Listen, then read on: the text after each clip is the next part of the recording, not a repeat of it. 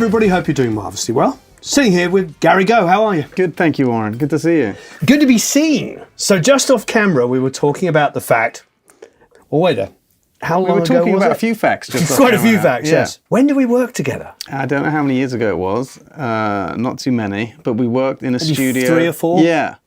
And we worked in a studio just behind an apartment I was living at in West Hollywood. Really cool little space. Harmony, yep. Oh, that's what it was called? Yep. I didn't know that. Yeah, I was there 2 days ago, yep. Where I was told Somebody Like You was recorded. That is correct. Yeah, on that beautiful piano. And we recorded a song of mine with Tori Kelly, the great Tori Kelly. Yeah, the rather amazing vocalist Tori. Yeah, and I was grateful that you were there, because I didn't know that I was going to have an esteemed, proper music producer there to capture the moment. It was a lot of fun. Well, yeah, because going into a new studio, I didn't know the studio. I'm going to pause you. You know what made me remember the whole thing? Was not talking about it, but when you played the song. When I played the song, yeah. Isn't that the way our brains work? I love that. So it was a song that she loved and just wanted to try out and record, and we recorded it that day, and you recorded her vocal, and that song's now on my new record. It's a great song. Thank you. Her A&R called me and was like, she loves this song, we want to do this, we want to do it. And I'm like, well, let's try it, like let's just get in the studio and record it and see if the shoe fits. She sounded great and amazing, but her record, I guess, went in a different direction. And I was like, well, this is a very personal song as well, like to me. So I'm like, maybe this lives on my album. So I wasn't like, it worked out, And then she was happy to still be on the song, I wonder, as a solo artist, she's done fairly well, but I wonder if a lot of people know her because of the movie Sing. Because that movie was huge. Yeah, huge movie.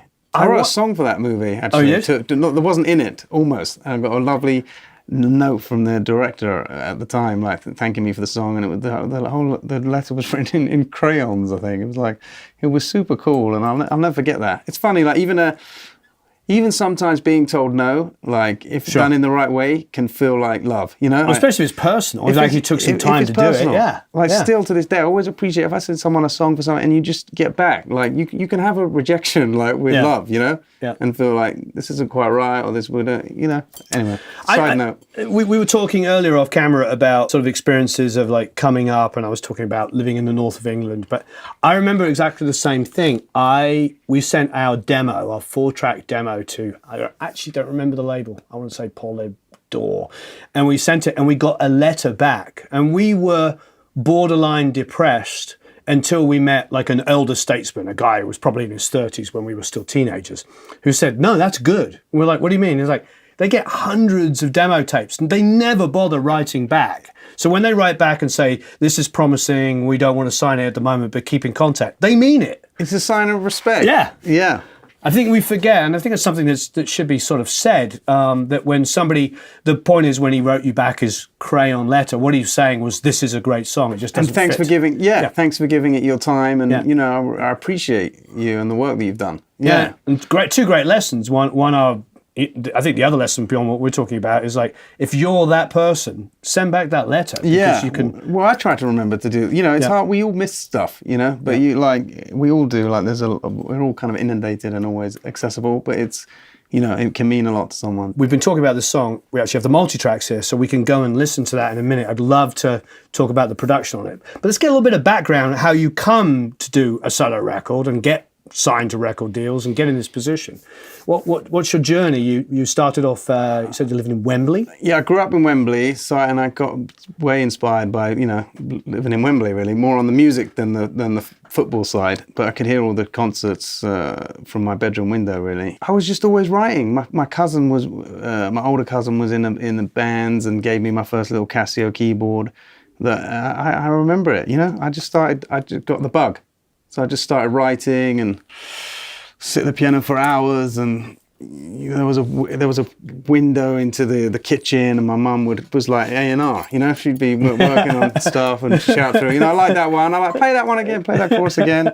So it was always kind of, which is a nice champion to have. I still refer to her as head of A&R. It's good. I just kept writing, and then fell in with the good musicians at school, and kind of put a backing band together, and just started doing it. Started doing shows and playing around London, and trying to get taken seriously.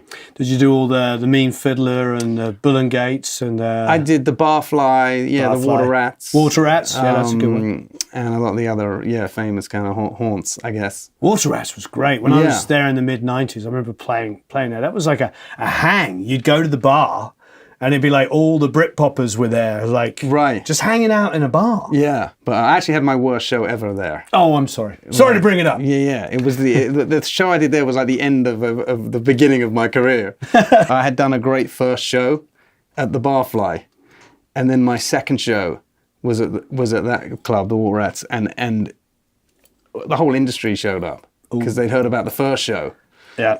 And I had sound problems. And I was late for sound check because I had a day job in a studio. It took me time to get there, and the house lights didn't go down. It was like everything that went wrong. It was a nightmare. But so I don't have fond memories of that venue. But we clawed it back in the end. I was about to say, yeah. What was the phrase? This is not the beginning of the end, but merely the end of the beginning. Right. Yes. Yeah, I like that. Yeah. So answers on a postcard, please, if you know who said that. We actually have there's a song on my new record that's coming out called the Start in Disguise. So it's like the lyric is that the end is a start in disguise. Yeah. Which is kind of which that was, I guess, in a way. Because off the back of that gig, I thought I was going to be have a record deal the next day. Sure. And this show was million pound check. Yeah. And it was clear that this was my second show ever. I was still at the beginning of the journey. Yeah. And I had to go back in and tool up and get which was good for me. Because I'm still now I'm sitting here talking to you and still making records, and I had the wherewithal, I think, to carry on and keep doing it. So we were talking earlier about how now we all have like 5 careers where, when we grew up, there seemed to be this idea of there was a rock star, there was a producer, there was an engineer, there was a songwriter, there was all these clearly defined paths, and each one of them led to ultimate, mansions and Ferraris. Now the reality is to get a decent living now for most of us. We're like you. You're a musician, singer, songwriter, producer, you're multitasking. So you're starting off as an artist. You're working in a studio full time. Yeah, I was working full time. My first job was at a record company, like as an. Oh wow! How did you get that? Writing letters. Yeah, you just wrote letters. I wrote a letter to every record company in London and every studio in London. I wanted to work in the studio, but I got a rejection letter from Abbey Road. I got a rejection letter from Olympic. I still have all the letters. I got a rejection letter from Chapels of Bond Street, the music store. Oh, wow, I remember that, yeah. Yeah. Like, I just wanted to work. I would have taken a music shop gig. Yep. But I got an interview at this record company. I was like in the mailroom and an assistant in the studios and just learning from the ground up, really. They had studios there. They had production music. They had some producers on site, so I got to see. It was like my university. It was my university. I knew what I wanted to do. I was like, and I was looking at unis, but I was just like, I know what I want to do. I just want to do it. I just want to start learning. Taking this job at the record company was hopefully going to lead me into the studio, which it did. So from being there, how? Because they had Battery Studios on site, which was a famous recording studio where Mutt Lange had come up and recorded a lot of those famous records, and it was a cool place. And they were still making a lot of records there, and it was in this kind of campus. So I was like, look, once I'm in the front door, if I could get, and then maybe I can get in the studio, and I would just hang out there, just hang out at reception, and until one day it was like, oh, the assistant's not here, can you come in on this session, which was a Coldplay session. Nice. So then, was it an overdub or was it a complete? No, that session was Chris Martin coming in on his own to demo up songs for their album at the time. Yeah, when things are going well when you go into a proper studio to do demos. Yeah, just to do acoustic demos with the producer. But it was cool to see. Talking about this the other day, is that there was actually a point, probably about 20, 25 years ago, where that was really the only options. You either did 4-track. Crappy demos or maybe ADATs, or you had studios. Right. Now we have laptops with IOs. Yeah, but this was a time where you did still have the laptop and home studio. I had a home studio at the time. You did? Yeah. But it's just, it's still big acts do come into the big studio to do simple stuff. Yeah, it's crazy. I mean, Fantastic. I remember my first, one of my first assistant jobs was at Townhouse Studios in London. I mentioned Amazing to you. studio. That's not there anymore. I know, very sad. And I remember Elton John coming in just to listen to some records, you know, with a friend. I love that, you know. Yeah. Like you get to a point where you just, I want to listen to some music, play a friend some records. I'm going to rent control room at Townhouse. Good times. Those are very good times. Yeah. Now we get to listen to music in here in this studio, which is equally cool. Yeah, it's great. The townhouse of the Hollywood Hills. Oh, the Townhouse, so what a studio. Like, some of my favourite records, XTC albums were made there. Oh, wow. Yeah, and of course, Phil Collins. Yeah, Hugh Padgham. Yeah, Hugh Padgham did a lot of great records in that studio. Yeah, famous drum Very, very sad that went. It kind of hung on, and then they were going to, like all of these places, I think they all have the same story, and then they're going to turn them into apartments, and then they somewhat, I don't know. Yeah, a lot of studios, great studios we lost in London. Yeah, it's a real shame. Olympic. It's a restaurant. That's a crazy one. Olympic? It's a restaurant and cinema, yeah. That makes no sense. One day I come in and the guy I was working for was like, "Did you play a show last night?"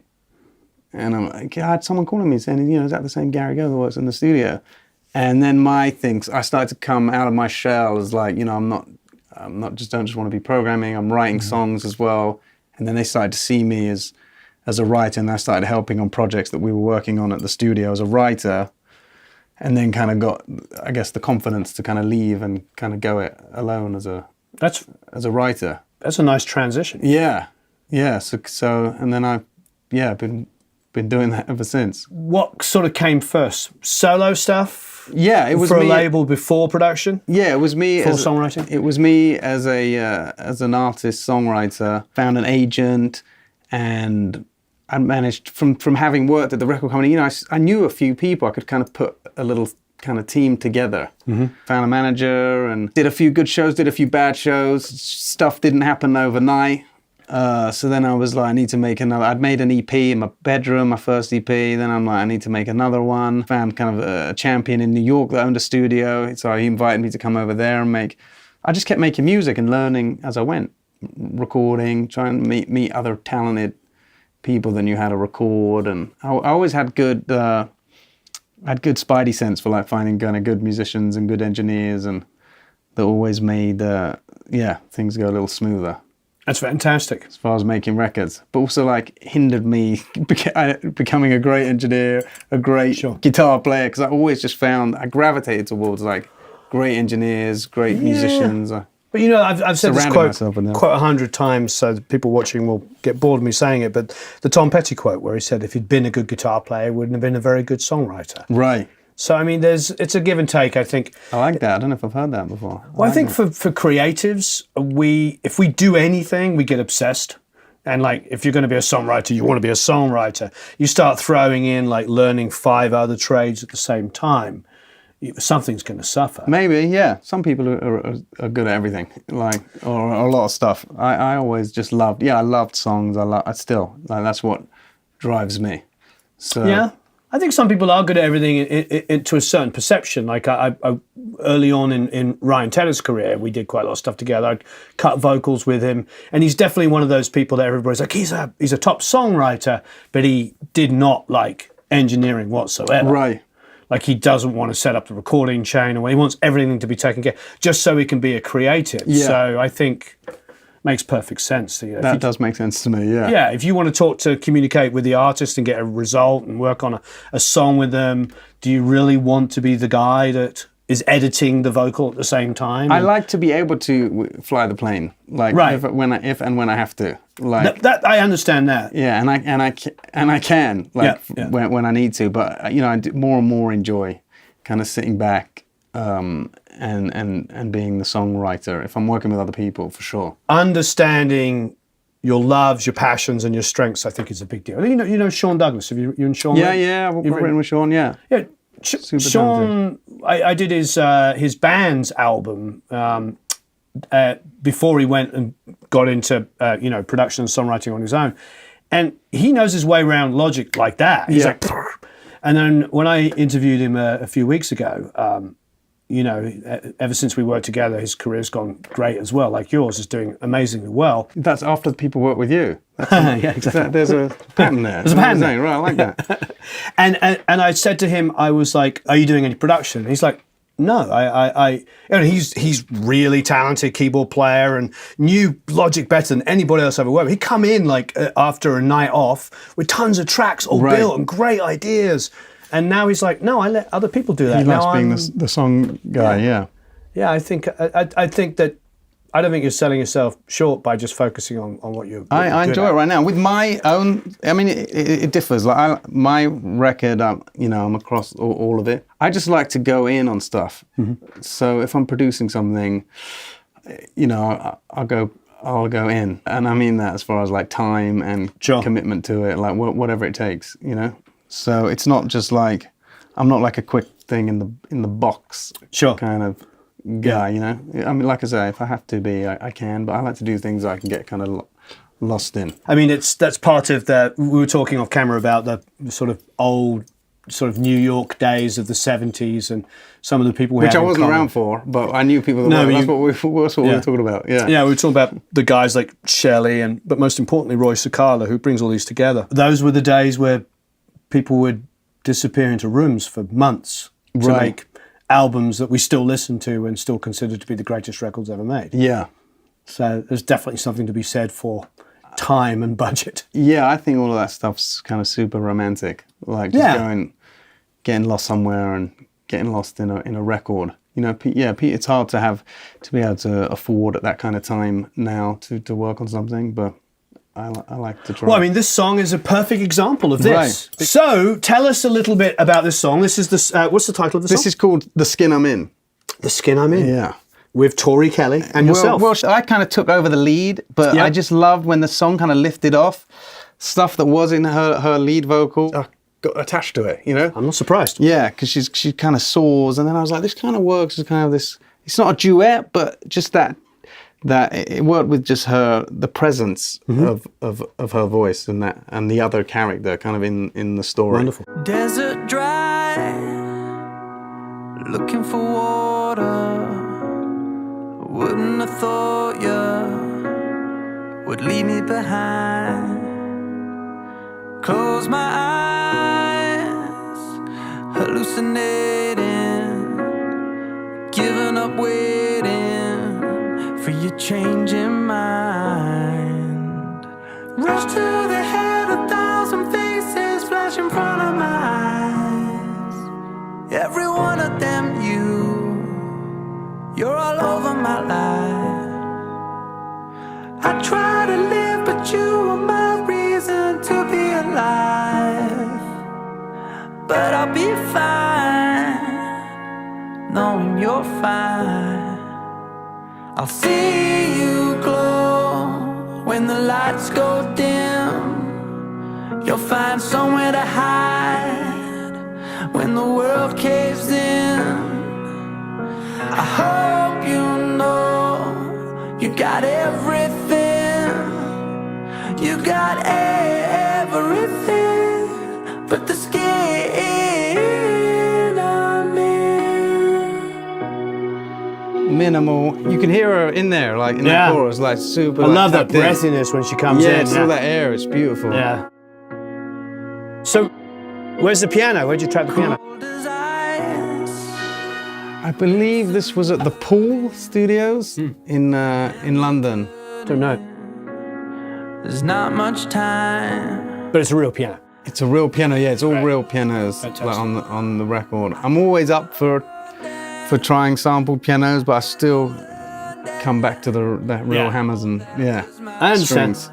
There's something about the random that you just can't do. Yeah.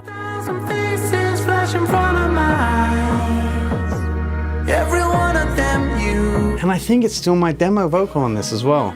Great. I kind of get attached to that stuff sometimes. Well, you were talking about Someone Like You. That was the demo from that studio, right? Yeah, it wasn't. Rick Rubin went off and retracked it. We still went back to the demo. When the lights go dim. So then we did some drums. Like this was a lot of programming at one point, but then I replaced It's all live. It's like Tim LaFay on bass, Aaron Sterling, cracking, like really. Right. My thing was like always about people moving air, you know? Like, a lot of these tracks, when they're developed, or the songs lived in the box for a little time, but it really came to life, like, when we brought kind of players in. Who's playing guitar? This is an old dear friend of mine, John Shannon, who's like one of my favorite musicians that I've worked with on. Nice lines. Yeah, really nice. on everything I've done. It's a mixture between. And this is when Tory shines here. Lights go down, you'll find somewhere to hide when the world caves in. I hope you know you got everything.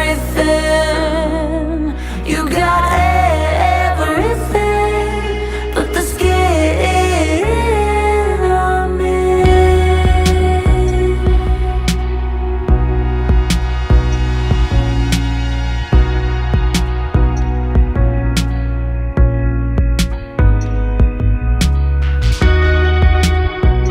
But yeah, I just couldn't take her out, you know? It's just that Yeah, I mean that bridge alone is worth the price of it. she just lifts off. So I was happy. I was happy she, that she liked it. With her, you know, when I've recorded her, I don't remember ever tuning her. I think I may have tuned one note on one harmony. Yeah, once. there's no tuning. Yeah, I on don't this. remember ever tuning her. Yeah, I'm not a big fan of tuning generally. I mean, it's easy for us to say because it always sounds like one of those stupid, conceited things when you watch a video. But the reality is, when I did that Prof Green track, it was 16 passes of harmonies. So it was doubled times 8 because we like 4 and 4. No, 8 and 8, and we didn't tune anything. Right, it makes it easy. Yeah, there's something. I don't want to speculate, but I'm assuming she has perfect pitch. I mean, she's insane. I wouldn't be surprised. Yeah. Yeah, I mean, that's the thing. I was kind of saying that earlier. Like, it does make the job easier of making records and music when, you know, you surround yourself with the best, super talented people. You know, same with some of the players on this album, like, just some of the best, you know, people that I really, you know, dream to work with.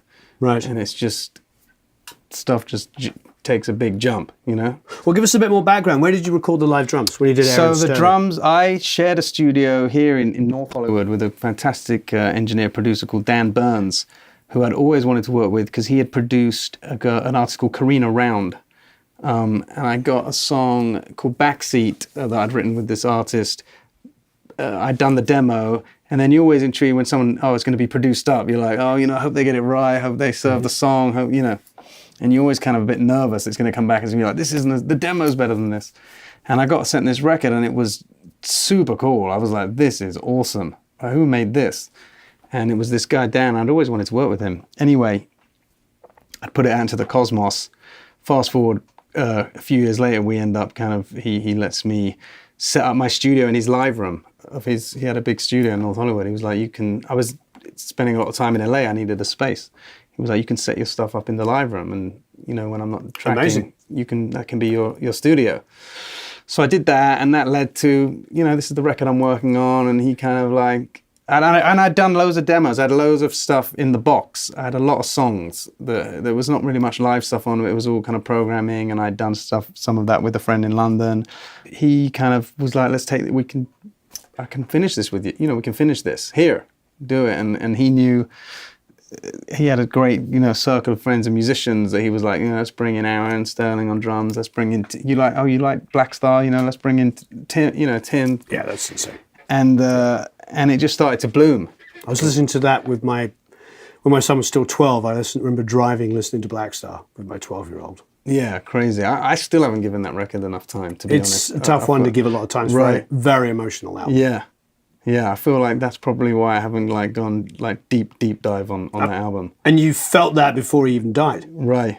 It was just like, it hit you like a ton of bricks. Like, what is what is he trying to say? And then a couple of weeks later he dies. Yeah. Do you remember what you did your demo vocal with? What mic it was? What do you have as your home? I think no, that wasn't mic? at home. That's the thing. All these, it's a hodgepodge. That I demoed that song. That song was written and demoed at the same time. I got a call from like an old friend that inspired this immediately. The song just came out and demoed it then and there. I think it was like a 414, or like AKG 4 maybe on the vocal. I have a Flea 47 for vocals, which I love. A friend had told me that Peter Gabriel uses that mic, so then I bought one of them based on that. Oh.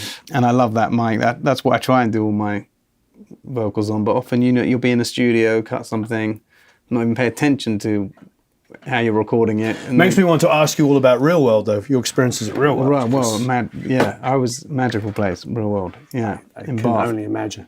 Yeah, I actually had a listening session. Was very fortunate to listen through this album while I was making it in his writing room there, which was like, I mean, incredible. Like, yeah, he's a big hero of mine. Yeah, yeah, it's hard not to be. Yeah. So those people I look up, artists like Peter Gabriel or Bowie, like I look up to just the way they went in. Talk about like going in, making a record. It'd be like, let's go to Berlin, like so, when they're in the cow shed and everyone's coming. It was just like they went in. I mean, they never left. It's like you're in another world. You're becoming in a bubble, and just how time just passes, months. So I love making kind of events out of. I see it as an excuse to have an event, make an event out of making a record. So like writing this album, we were invited to this ranch. It's called the Mermaid Ranch in kind of East Hampton in New York, which is where it all kind of came together as what songs kind of went. Yeah, it became a story. The record presented itself to me, and I think I've been blessed to work on a handful of albums that have had that sort of 9-month year kind of like.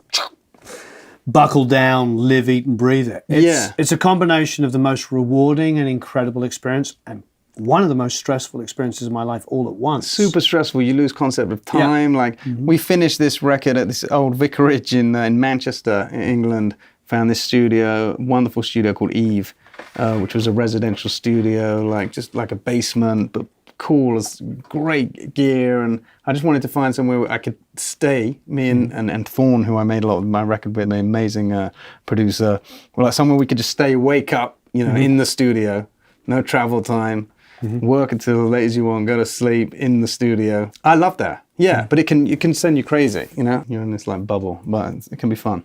Yeah, absolutely. You've got a lot of cuts with a lot of really great artists. I've done some good writing stuff as well, which I enjoy too. Like, and that's a completely different process. When I'm doing my own stuff, I feel like I can do it however I want. And then, working with other artists, sometimes that luxury maybe doesn't exist to spend that amount of time with. I get to spend as much time as I want with myself, which is. It's difficult, but you don't get to spend that amount of time with necessarily working with other artists. So you got to do things in a different way, which is cool to be able to do that too. How did that morph then? You've got first solo album comes out. Do people recognize you as a songwriter because of it and start getting put into situations where you're co-writing with people? Yeah, I'd already done a bit of, because I'd worked in the studios. Like when I was at Townhouse, I already started kind of being a songwriter in situations a little bit and already liked that. And I already looked up to a lot of songwriters as well. Did you get some cuts from that situation? Then I did, a couple of not particularly noteworthy ones, but I did do some songs for a couple of movies, like animated movies, which were really cool. Like for me at the time, I was like literally just getting started.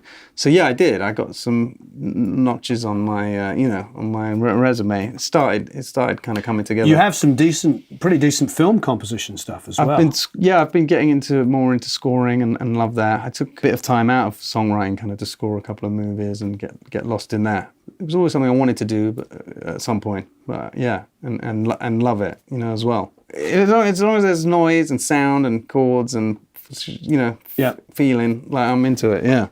How do you find like working to picture? I mean, it's quite a different experience. You're sitting opposite a young singer or an established singer, and you're trying to find some common ground or something to write about and draw some experiences out of them. And then somebody's now presenting you with a QuickTime file. Yeah. Like, here's my movie. it's different. And here's some SMPTE code, off you go. But then that becomes kind of like the artist, like the, you know, yeah, you're sitting opposite an artist, but then the movie kind of becomes like that. So you have to get all that, feed all that information from the picture. I liked it. I love that process.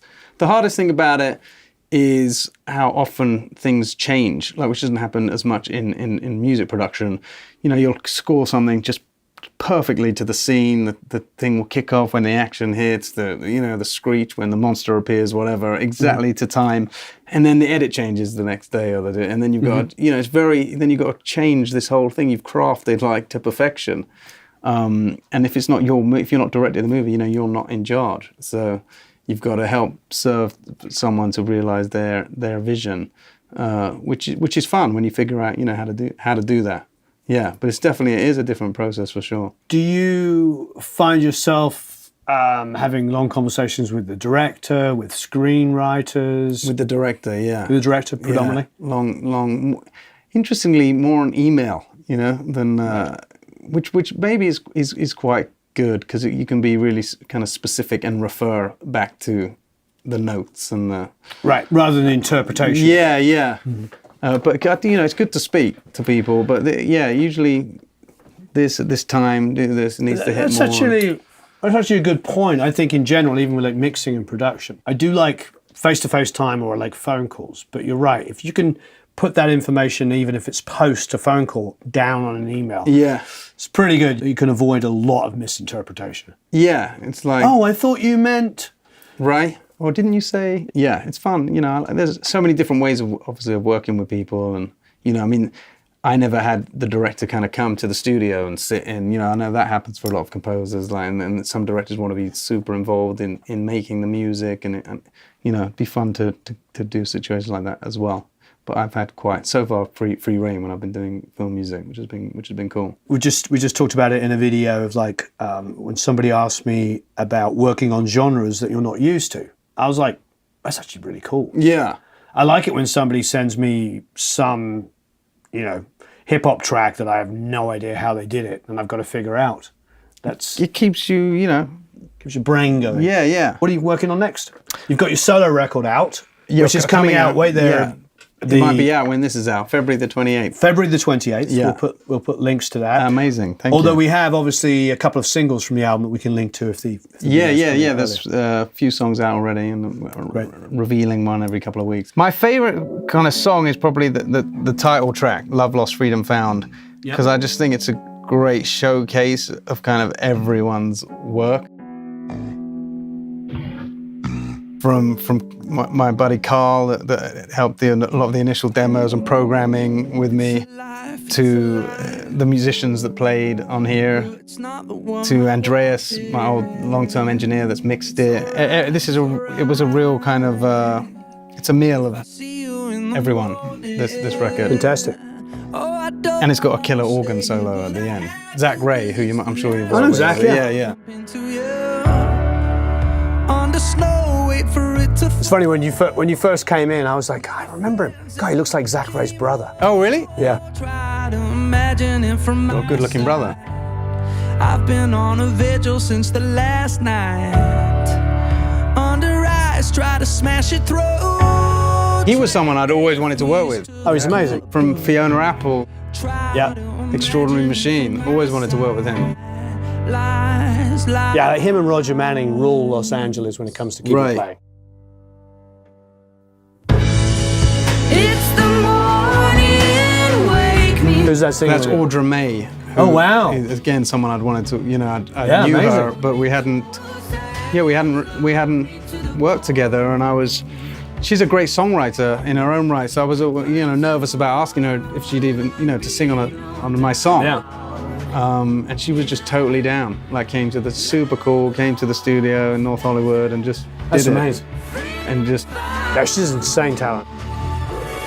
There was a period, I think probably about 4 years ago, I remember everybody on the planet was just like, how can we get her in the room? Right. I mean, I'm sure she's still a hot commodity, Yeah, well, because she's got that, she's just real, yeah. You know? That is a commodity. She's an authentic artist. Well, it's interesting because we talked about her, obviously, yourself and Ryan, and I feel like You used to get to know me. there's an edge with people who can sing well. Right. I think having that is quite an advantage because you can get into phrasing with artists and bring that out. Right. I know as a co-writer myself, I'm really strong on melody. I love lyrics, I love production, of course. But when I sit in a room with a really great singer who's also a writer, it's just like a little extra edge that they've got where they can just twist that lyric and bring a little bit of phrasing out. Right. Even if you're not aware you're doing it, it's something, you know, being a great singer that you can do that a lot of writers can't. Right. You can. I mean, one thing that helps working with singers is you can try and sing an idea. Yeah, exactly. But I sometimes worry if I go a bit too hard on singers. Sometimes when I'm working with vocalists. Maybe I would do stuff with Ryan where he would literally try and get into trills, like and I remember being like, you know what I mean? That's quite a push. But it's great when you have someone like Audra May behind the mic, behind the glass. You just go, okay, we're done. Like, well, there's no that she sings the part, and it's like it's already so amazing. much expression, yeah. My thing, one for luck, you know, like Yeah. you know, then you're done. Then you're done. That's the thing about Your voices blend great though together, really well. Thank you. Yeah, she smashed it. I was elevated big time when she sang on this chorus. The devil's gonna hear That's my upright Yamaha U3. Yeah, those are beautiful. the devil to carry on when he hears my song. The devil's gonna hear. I like the dryness in your voice because it's not forced. Right. You've got that naturally. I know guys who do it, but it's just kind of, I guess, a little exhausting. You have the right blend of it. Are you conscious of that? Yeah, I can hear it sometimes, like try and undo it, you know. But it's just the sound of my voice. Yeah, but that's a like, good thing. I sometimes don't like that, you know. I sometimes don't like the sound of it. Like Elvis Costello hates the fact that he can't sing an H properly, but we all absolutely love it. That's the sound of his voice. That's the sound of his voice. Yeah. This is Tim, Aaron, Zach now on organ. I just love this so much.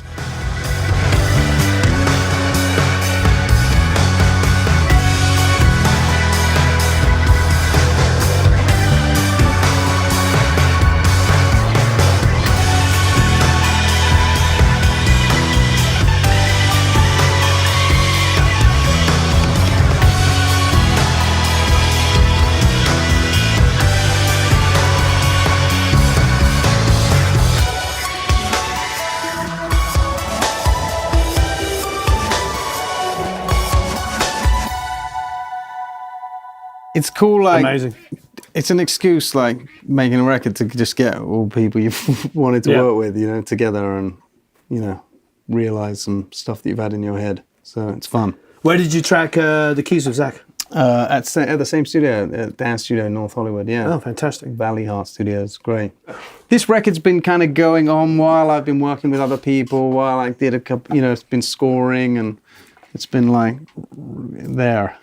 But this is a third or fourth song that I've heard because we're listening on Spotify as well. There's definitely great continuity though. One of the downsides sometimes of, and so many of us make records in bits and pieces, is that you stand back and listen to it and go, wow, this is completely schizophrenic. Well, that's super important to me to have that continuity.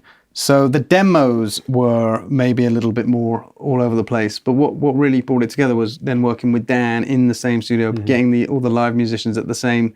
It was like we finished them to get all together as a bunch. Even though the writing was, you know, they were written at different times and demos done in different places in different ways, but they were all finished together. And then Andreas mixes it, you know, all together, and it kind of brings it all together. Does he still have the studio, Dan? I believe so. Yeah. We should go and check it out. Yeah. It's a great space. What's it called? It's called. His studio is called iHeart Studios. Yeah. iHeart. Yeah. Fantastic. Yeah, he's been touring a lot. He does a lot of live sound and production stuff, so I haven't got a chance to catch up with him. But there were some cool neighbours. It was like, there were some other cool musicians there. In like, they probably don't want me to say where their studio is, but it was sure. It was like 3 or 4 studios in a little kind of block, and it was wonderful, pretty cool. All people I had wanted to work with. That's amazing. Yeah, it's cool when I've always been pretty good at getting studios around people that I'm like a fan of. Right. Because it kind of keeps you on your toes. You think, oh, the thing is over there is probably working on something super hot right now. I should, you know, You just need to step up. It makes you think, oh, Warren's over there. Warren's record, he's just working over the street. His shit probably sounds incredible. And we've got to step up our game. I don't have to speak to you. It's just knowing that you're there. I know what you mean, but you got to also take some of that responsibility. Like you get yourself into that play in that playground. We all create our own playgrounds, and you've got yourself into that position as well. It's not by accident. Maybe we can have one accident, but we need the ability to stay there. Right. Yeah. Yeah. We've all found ourselves in rooms at times, but being able to stay in that at that level is a testament to what you do. The album's called Love Lost, Freedom Found, and it's kind of about a lot of the stuff that was going on while I was writing and making it. It was about all of that. This song, was a song born actually out of a writing session I did with amazing composer and producer called Ludwig Göransson. He did the music for Black Panther and produced, amazing. Yeah, amazing composer. But we just did this little piano loop, and I just wrote some lyrics, and I kind of always loved this song. Silky skin and squints in summertime, dimpled cheeks and youthful laughter lines. Read you like a book I can't put down. Simply lost as I am simply found. Hold me closer than you have before. That was, we ran the piano through an H3000, I think, for something like switching that on and off. So that's like you sometimes hear these like harmonics on the piano. Okay. Yeah. So love the H3000. Love the H3000. So did that demo, and then just the verses never left me. The chorus was kind of whack at the time. I wasn't as good, but I just loved the story and the verses, and it kind of tied into this over the general story I was trying to tell. So just kept developing it and playing with it, and Thorne, another producer I worked with, tried a bunch of stuff. We put him in a room at the studio in North Hollywood, and he just, with loads of different random instruments, and he was throwing loads of stuff on it, and it got good. And then sometimes like something gets so good, I'm like, okay, I'm backing this horse. I really like this song. I've got to rewrite the chorus. And then kind of, I heard this voice. I was like, well, who is that? And it was this duo called Future Studies. And they were working or writing on an EP, and I was like, this voice was incredible to me. Whisper something that you never said. So I just heard the singer's voice, and I was just like, I am simply dead. it inspired me to rewrite the chorus for this song. I bleed flowers for you. I move crowds for you. Build your house in my heart. I get powers from you. A current in my veins when I'm near you. Every end is a start in disguise.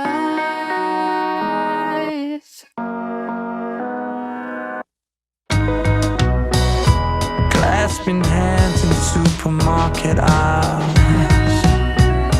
Notice you. Again, like Aaron on the drums. I like the tom ring. Right. It's kind of like a couple of songs in the record kind of have this mad kind of outro where my buddy Thorne had at it with a bunch of synths, and it all goes off. Love your love takes me around. Harmonium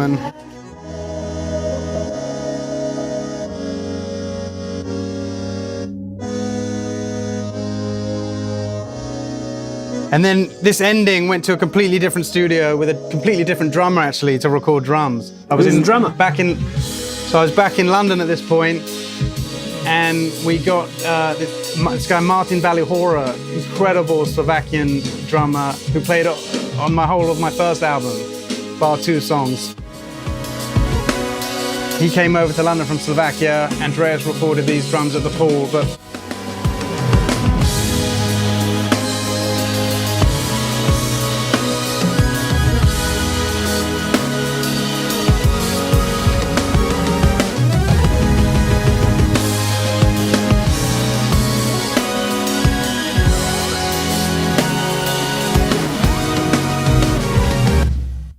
Yeah, it's amazing. It's amazing. Well, thanks ever so much. I hope that was a good chat. I think it was a fantastic chat. Thanks for having me, Warren. It's good to see you again, and thank you for being Thank a part of my record. Thanks. I'm excited. I'm excited. Yeah. You're Now on I there. wish it great success. Right now, Massive. only now you're only part of it. now. Yeah. Thank you so much. No, it's fantastic. Thanks for having me. Thanks. Marvellous.